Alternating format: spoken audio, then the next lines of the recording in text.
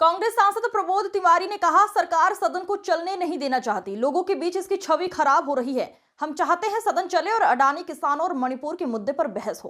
प्रमोद तिवारी ने कहा, किसान यहां दिल्ली में आना चाहते हैं, उनकी संख्या बहुत सीमित है, उन्हें आने दिया जाना चाहिए। सरकार को उनकी मांग सुननी चाहिए। वे प्रदर्शनकारी किसान अपने ही लिए नहीं बल्कि किसानों और देश के लिए मांग कर रहा है कि किसी तरह सदन ना चले। घिर गई है अडानी के मुद्दे पर, किसानों के मुद्दे पर, बेरोजगारी के मुद्दे पे, और जनता में उसकी छवि खराब जा रही है।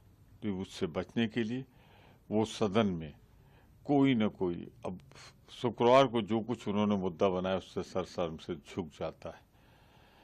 देखें क्या करते हो। हम चाहते हैं सदन चले, किसानों की आवाज उठे, अडानी मुद्दे पे चर्चा हो, संभल मुद्दे पर चर्चा हो, मणिपुर मुद्दे पर चर्चा हो। देश के सामने जो समस्याएं, सदन इसीलिए है और उस पर चर्चा। सर, बीजेपी का आरोप है कि सोनिया गांधी जी लिंक हैं उनके ऑर्गेनाइजेशन जो जॉर्ज सोरोस द्वारा फंड करी गई है। ये आरोप भाजपा ने लगाया।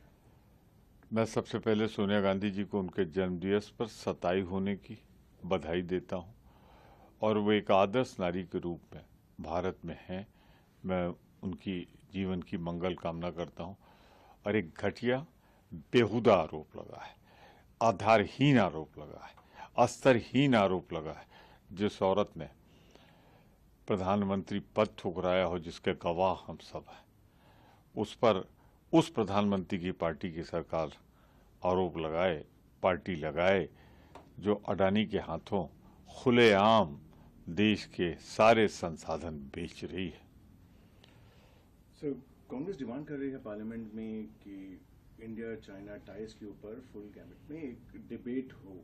एस जयशंकर ने भी अपने बयान दिया है। उसके बाद भी आप लोग डिमांड कर रहे हैं कि एक डिबेट हो। संसद है किस लिए? इसीलिए ना कि अगर कोई बड़ा गतिरोध हो, उपलब्धि हो, तो उस पर चर्चा हो। जो कुछ हुआ है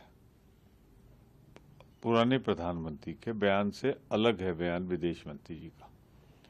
पुराना बयान था प्रधानमंत्री जी की, न कोई आया है, न कोई है, न कोई गया। तो जयशंकर जी किसे बाहर भेज रहे हैं? दोनों में जमीन आसमान का फर्क है। कहाँ गश्त रुकी हुई थी, कहाँ हिंदुस्तानी फौज नहीं जा सकती थी।